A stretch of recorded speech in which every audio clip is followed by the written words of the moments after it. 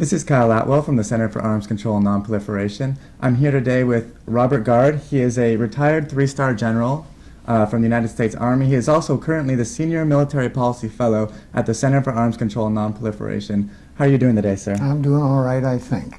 You think? Well, I just read your most recent report titled National Missile Defense in Europe, Premature and Unwise.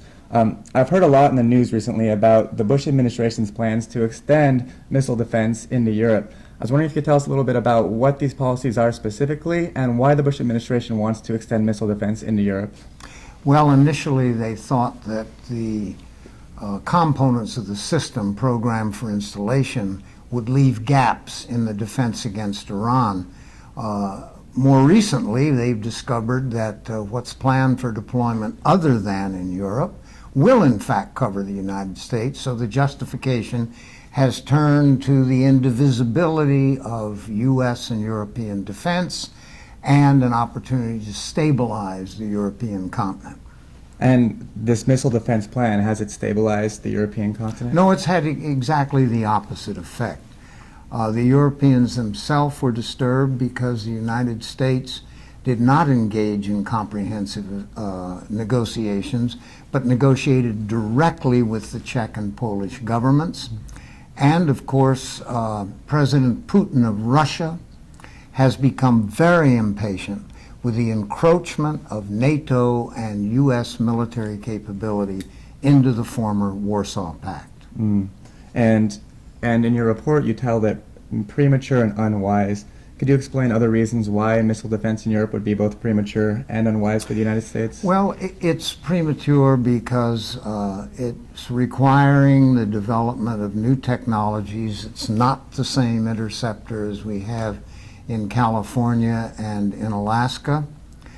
We haven't even begun to test it yet. We don't know if the interceptor will work properly. And so we need to develop before we plan to deploy.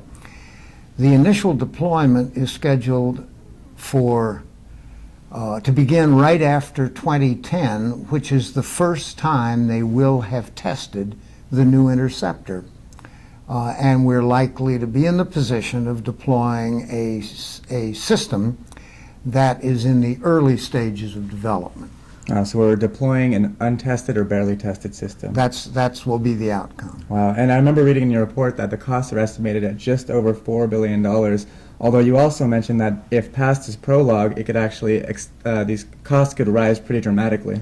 Yes, I mean, the experience in the missile defense system has shown that often the costs multiply, not just increase. And it's hard to project these, and there are better uses for even $4+ billion to hedge against more likely threats to our security than putting these interceptors in Europe, when so far at least the ground-based mid-course system has not demonstrated the capability to succeed in the mission that it's designed to perform. Yeah, $4 billion is a lot of money. It's a lot of money, and we could tie down a lot of nuclear material that's unguarded around the world to guard against the material falling into the hands of terrorists, just to give one example.